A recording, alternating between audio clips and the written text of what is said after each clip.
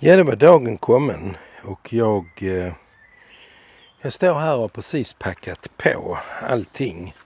Alltså det där sista, fyllt vatten i vattenbläran och fyllt i mina väskor med teknikgrejerna, lagt i de där sista müsli barsen, fått på min packrulle med ett onödigt stativ och ett onödigt skynke att hänga över hojen vid lite sån här halvt osäker parkering och lite sådana grejer. Och ett campingbord och en campingstol till exempel. Sådana här onödiga grejer som man ju absolut inte behöver men som är absolut nödvändiga. Jag går här och tittar lite på klockan och tänker att jag kan ju inte lönta att jag är 3 timmar innan färjan. Det blir ju inte mer spännande för det. Så det är väl som det är. Alltid lite så pirrigt. Så där precis timmarna innan man är iväg. Och sen när man då väl sitter där på hojen och kör så är det bara nu jäkla börjar det. Så jag får ge mig till tåls lite till. Lite sådana små grejer jag har glömt. Spetta ihop den till exempel. Det är inte så lätt att göra med en hand. Glömde visa dig innan att det är en rätt fiffig grej på den här väskan. När man har träsat ut luften så kan man liksom trycka till där man har 2 händer. Sen blir det liksom lite vakuum i den. Eller undertryck i alla fall. Så blir den liksom lite mindre. Så det är rätt bra. En fiffig grej, för annars är det lätt att det blir som en ballong när man försöker snurra ihop den. Där får jag 2 nävar till. En annan onödig pryl, en liten mugg från Vajlyan som vi köpte där på en resa till Polen. Bra att ha när vi ska ha en liten kopp kaffe och det bjuds. Här har jag placerat en sån här liten, Magnus tipsat mig om en liten cykellampa. Om ifall att man får ett bekymmer längs med vägen så batteriet har tagit slut så kan man alltid tända upp en liten nödlampa där. Ja, vad är mer för små grejer jag har grejat med? Jag har dragit ström från under sätet så jag har ett dubbelt sånt här uttag. Ett dubbelt USB-uttag med rejäl laddning som ger då, ska vi säga här, det ger 2 gånger 5 volt, max 4 ampere. Så det är lite bättre stunds i det om man vill ladda en Acke eller en sån här lite kraftigare mobiltelefon eller så.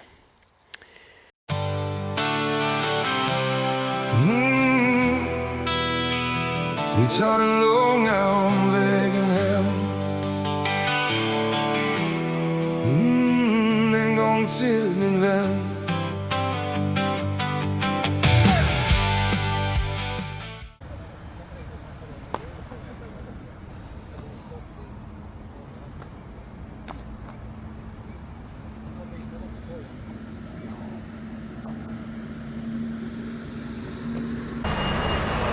Ja, då var vi fastspända här.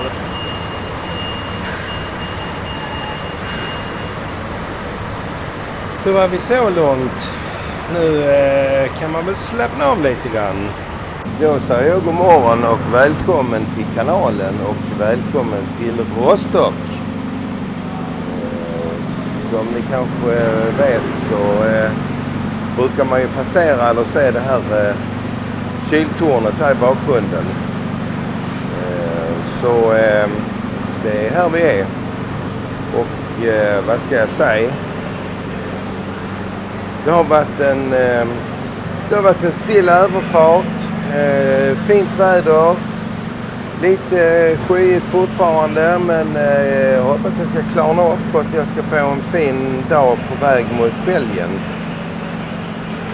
Nu är det väl tyvärr så att bilarna, det är rätt så fullt här på däck och mycket lastbilar och vi står med hojarna rätt inpackade här kan man väl säga. Så det lär ju ta en stund innan det blir fritt fram för oss att komma ut. Men det blir bra. Nu ska jag göra det sista på hojen och ja. Sen ska det bli gött att komma ut på vägen faktiskt. Så jag säger häng med. Då började det väl ordna upp sig tycker jag.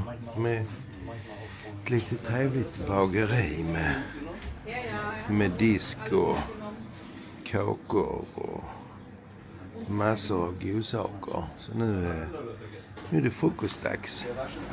En liten kopp, en tasse kaffe och lite äppeljuice. Och så en jädra god bulle va. Tysk by mellan Wismar och mot Hamburg. Ett litet stopp med ett litet bäckeraj. Ja, det är rätt så lugnt och stillsamt. Men det är skönt att stanna till och sträcka sig efter en timme och få lite frukost i magen. Nu kör vi vidare. Då har jag stannat till här och gör en liten paus i trakten runt Düsseldorf. Jag har kört 60 mil ungefär och det är mycket trafik. Jag körde de första 10 milen Bundesstraße från Rostock och sen gick jag ut på motorvägen och har sneddat ner mot Belgien som enligt plan. Rätt tradig körning den här första dagen, men det får man ta om man vill komma iväg lite. Det är ju inte norra Tyskland som jag är ute efter. Så ja, så är det. Men jag tänkte ni får väl ha en liten koll här på hur det ser ut helt enkelt. Typisk tysk rastplats. Luktar fan. Bilar som kommer och bilar som går. Folk som stannar och fyller på olja. Stannar lite kvickt och lätt och går av och slår en sjua här bakom muren. Där det luktar gödselstack. Så ja, det är väl precis som det brukar. Är jag framme faktiskt i en liten ort som jag inte kan uttala namnet på. Men den ligger vid Bastogne. Nu ska vi se här. Här är hojen och jag har bokat ett litet rum här på Renaissance, eller vad det nu kan heta. Ja, det är ju mycket med franska och sånt och det är ju kanske inte min starka sida. Men det är väldigt pittoreskt här. Och nu när jag har hämtat lite andan så ska jag faktiskt köra en liten utflykt innan jag parkerar motorcykeln i ett garage och går upp på rummet och svidar om för kanske en kall öl. Väldigt trevligt. Ja, jag kan väl inte uttala det här ordentligt, men Bois-Jacques utanför Bastogne och vi utanför Foy. Och det här området är idag extremt starkt förknippat med de här skyttegravarna i Band of Brothers. Jag tyckte det var det läskigaste avsnittet faktiskt. Där man fick se hur killarna, träflisorna yrde runt dem och hur de låg i skogen och skulle överleva vintern. Det är verkligen en historisk plats som idag är full av fågelkvitter, men ja, det är verkligen någonting att tänka tillbaka på och fundera på om har vi blivit bättre, har vi blivit klokare? Jag tänker jag låter er läsa lite själv, men vi kan väl ha det på engelska kanske. Jag tänker jag låter er läsa lite själv.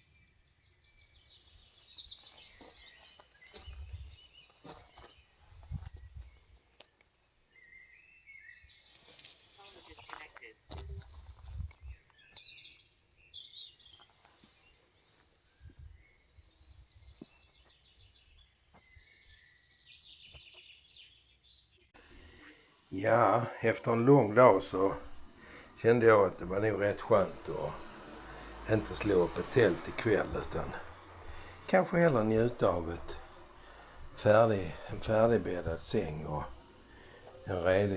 en egen toalett och lite sådana grejer. Så det känns lite bra.